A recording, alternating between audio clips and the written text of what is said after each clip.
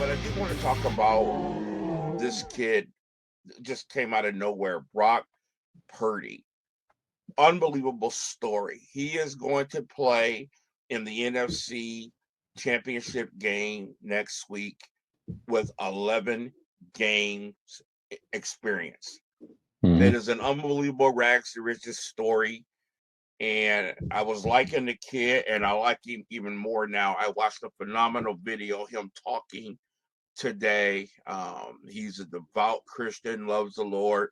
He is a smart man. He knows who he is and what he wants. And we talk about Joe Burrow being cool. This kid is unflappable, and he's going to be a great story. The way I looked at it, if the Bengals win the Super Bowl, I'll be happy for them. I love me some Joe Burrow. If the Eagles win, I'll be happy for them. I thought Jalen Hurts will be a great story, seeing how he lost his starting job in the championship game in college for Tua. Took the transfer portal, went to Oklahoma, and I thought this would be a great story for kids to say, hey, it's not the end of the world, to bounce back and go to the Super Bowl. And I thought Buffalo would be great. I like Buffalo. The only team I didn't really care about was Kansas City because they got kind of cocky. But I tell you what, I am all about the 49ers. I hope they go. I hope they win it all. And it was a great rags to riches story. So I was just wondering, guys, in history, in our time, I saw some great stuff on the internet, but in our time, who's like the best rags to riches story? You can keep it in football if you want, but if you want to veer out of football, that's fine. What's the best rags to riches story in your mind as sports, Skinner? I think you got to go to Kurt Warner. Oh man, great one. Came out of great one. When you asked us that at the beginning before we went on the air, I'm like, okay, real quick, and I that came to me without having to look it up. But Kurt Warner came out of nowhere. Yeah, he played. He was with was it Notre Dame or USC? It was Notre Dame. He was in college. Yeah, and I might be wrong. A little arena ball, and then he went up to Canada and played arena. And then all of a sudden, he's on the NFL squad, and boom, he's winning a Super Bowl. So he was packing groceries. Yes, when he got the call. Got the call to go to camp. You're talking about a spiritual. You're talking about spiritual with Brock. I mean, there's a lot of familiarities with this. It really is. Him and his wife are very spiritual. They ended up, being philanthropists. I hate that word. To say that word, I should say. But he went after to he was done, no kidding. But his story, if you don't know it, there's a movie about him. I don't recall the name of it at the moment, but there is an autobiography movie about it. Excuse me, about him. Very good movie. I saw that. It's American Underdog or something like that. So okay, that sounds about right. The guy that plays Shazam, that plays him in the movie. Yes. Very good movie. So he would be my choice for rags to riches. No, that's a great one. Okay, awesome.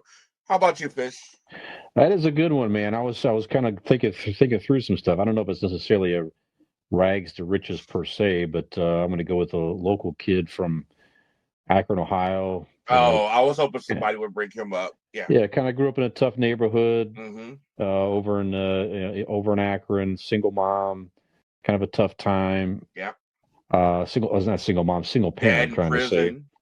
Yep. So, and just decided I'm going to make the most out of my sheer basketball talent. The great LeBron James came out of Akron, of course, right from high school. It was almost like a perfectly scripted story to wind up to be drafted by the Cleveland Cavaliers. And it was took the team itself. Some people say it was fixed. It was so perfect. Yeah, took the team itself from the depths of just terrible laughable. times. They were laughable. They really were laughable.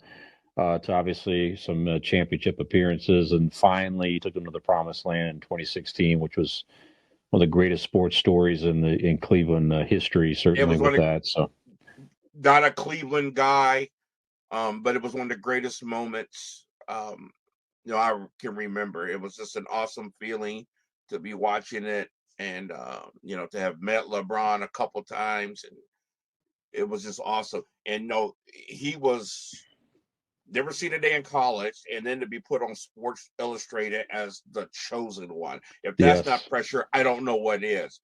And you never see people live up to the hype when you see things like that. He surpassed it. He went from that to being called the king. The arguments of who's the greatest of all time will probably go on, forever. So that's a good one too. All right. So, hey, listen, I hate to do this, Skinner, but I got to go with your boy, Tom Brady. Very, very similar to Brock Purdy. Brock Purdy was a 7th round pick, 262 in the draft. Mr. Irrelevant, the last person. There's only been 5 that have even had a great NFL career. 5 Mr. Irrelevants. Not expected to make the team. That's why they call them that. Whoever has that last pick, you got to pick somebody. So, okay, give me this guy. I think they throw a dart at the name or something.